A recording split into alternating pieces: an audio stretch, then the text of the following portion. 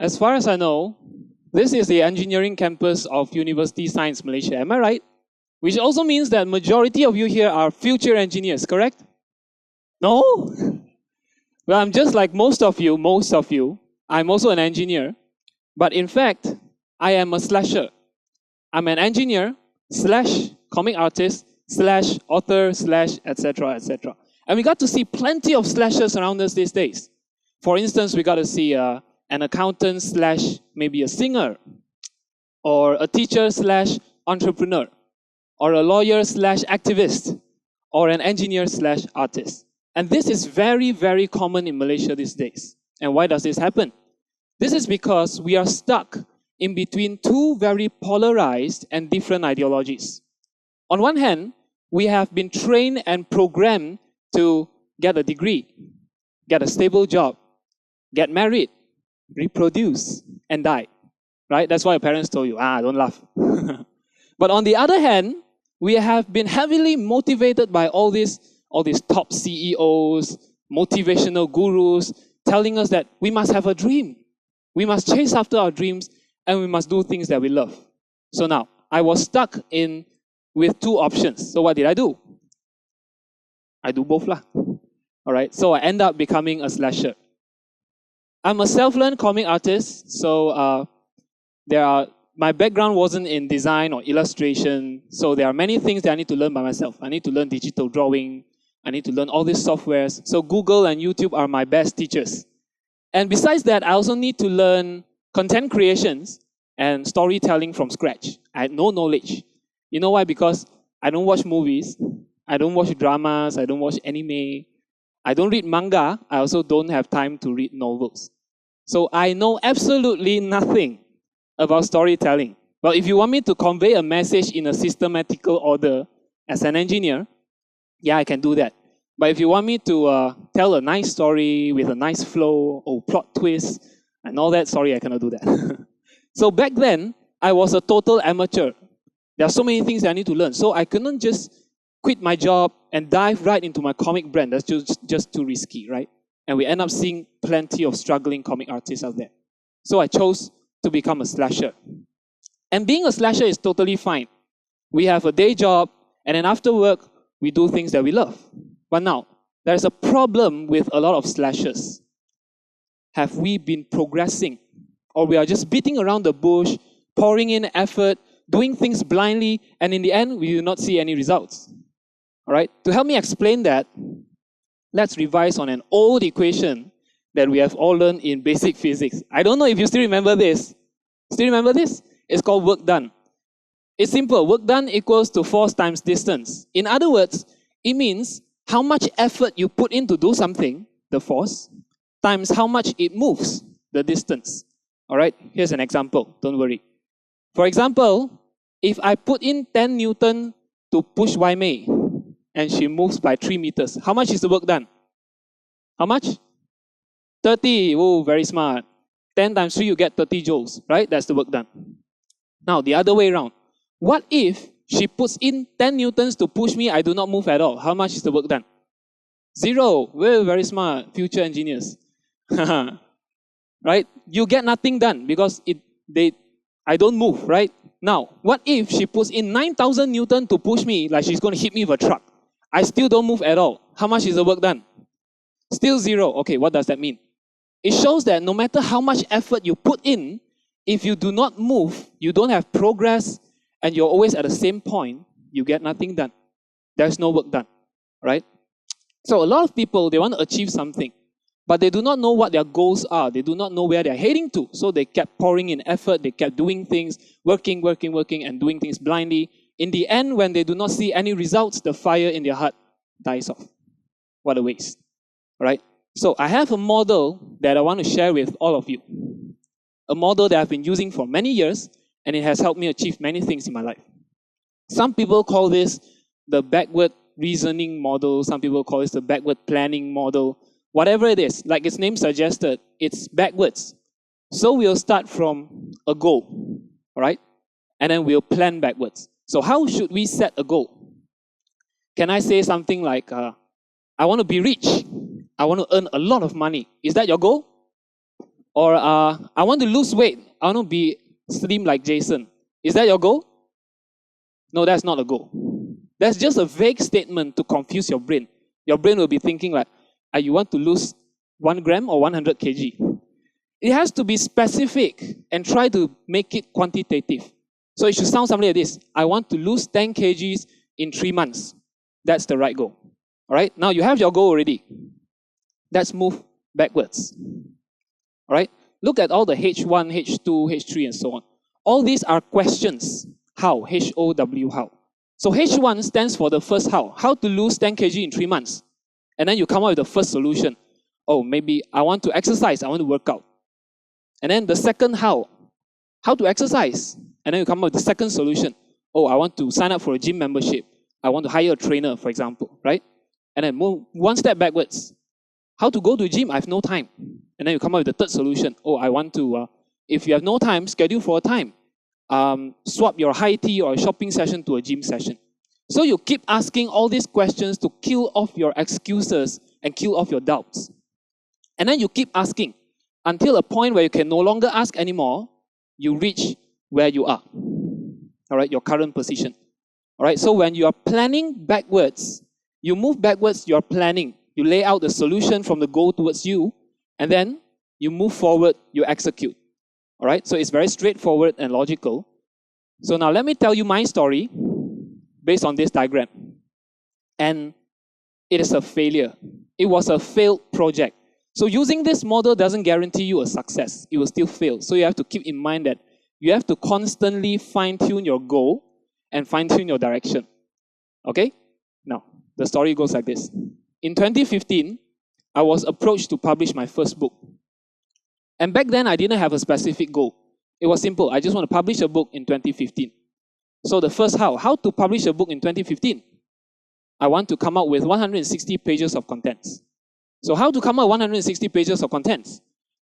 I need to find inspiration. So I took action. I took out my laptop. I Googled for some jokes online. I took out my paper and pen. I went out there. I observed my surrounding and looked for some interesting things that I can turn them into a comic. All right, so I worked very hard on it. And after 3 months, I've completed about 50% of the book, around 70 pages. So I took the courage to read back what I've created. And to my surprise, they are all so terrible. The contents were so terrible. They're garbage. I don't even want to buy this book, to be honest. All right, so I took a deep breath. I hit the delete button. 70 pages, 3 months worth of hard work gone. I also deleted this thing. All right, so what do I do this time? Should I give up and reject this wonderful offer? No. I want to fine-tune my goal. This time, I don't want to just publish a book. I want to publish a best-selling book with great contents in 2016. I gave myself 1 year. All right, so how to publish a best-selling book with great contents by 2016? I broke it down into 3 elements. First, I want to improve the contents. I need to learn how to tell jokes. I need to learn how to tell stories. I need to learn how to hook the reader's emotions using my stories and make my contents interesting. Second, I have to improve my aesthetics. In other words, the presentation and the drawing. The book must look nice. All right?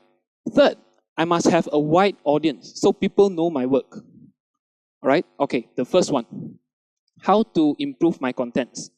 To improve my contents, I need to practice. And I need to try and error, come up with different kinds of genres, and then put it out there in the market and test. So I came out with relationship comics. I think you all knew that. I made puns. I made fun of politicians. I even wrote horror stories. And I also came out with emotional and sad stories. So I put it out there and test in the market. Check the statistics, check the engagement. But like I said earlier, I wasn't good in storytelling. I can't even tell a simple joke. So how should I do that? To do that, I need to study. I need to do a lot of research.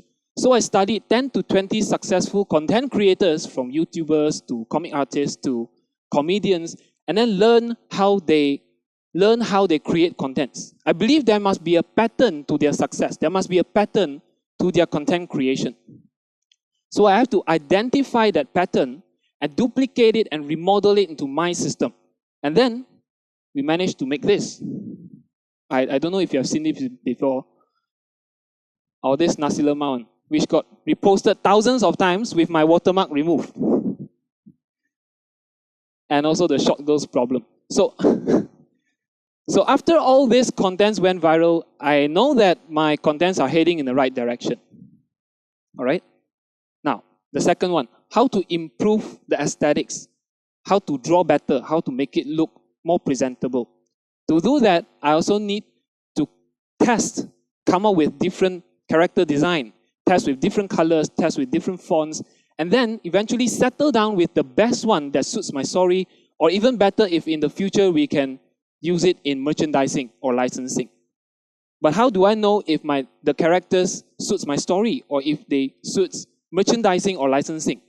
Same thing, I also need to study. So I studied 10 to 20 successful comic artists who can draw very well, and then I learned how they draw. I learned their strokes. I learned their color selection. I learned how they draw emotions, expressions on their face. I learned their character design. I learned how they draw motions and movements. Now, take a look at this. Can you see how ugly it is? Can I put this in a book? No, definitely not, right?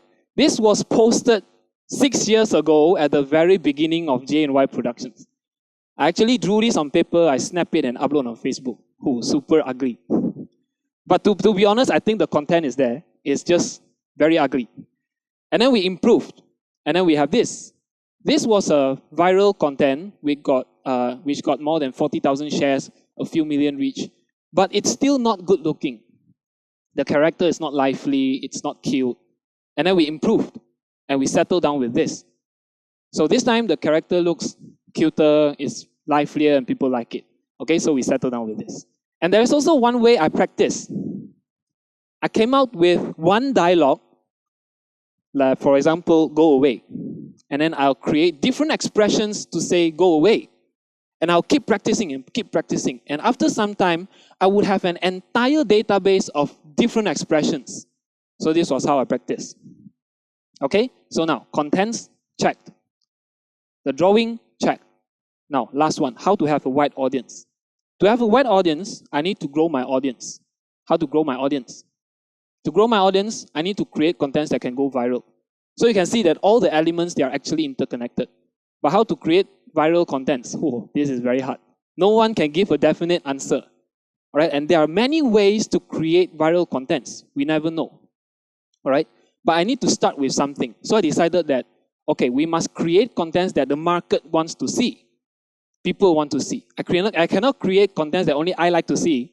That's called shock sendiri. All right, so we must create something that the market wants to see. So I decided to start with something. So back then, the easiest one is to start with relatable contents. All right, something like that. So relatable contents are contents when people see it, they'll feel like, oh, this is me, this is me. I'm like that. So they'll hit the share button, they'll tag all their friends in their friend list, and yeah, we want to create contents like that. So after all this, our follower base boomed. We got followers from all over the world, and now we have more than 500,000 followers on Instagram. All right. So after I fulfilled all three elements, I think I'm ready to publish a book, finally. So in year 2016, I went all in. I worked very hard. I worked day and night just to prepare for this book. And after 1 whole year of hustle, we finally published 3 successful books. Oh, thank you. Now, let's go back to the backward planning method in its simplest form. You can use this method in many aspects of your life. You can use it in your health, your study, your career, your investments. But you need to keep in mind that you have to constantly fine-tune your goal and fine-tune your direction. All right, so we ensure that the effort and the time that we invest in is always more effective and efficient. Let's go back to the work done equation. It should remind you that we must always put in the right effort in the right direction towards the right goal. And it's always okay to start small. You don't need to start aiming huge goals that are hard to achieve. You can start aiming small, achievable goals. Work in small increments every day. Focus on achieving small, little work done. And if you're patient enough, all this small little work done will add up to become a very huge work done, and that is the result that you're going to show to your naysayers and make yourself proud. So I hope my sharing today can at least help maybe just a few of you to start planning and executing towards a life you desire. Thank you very much. Thank you.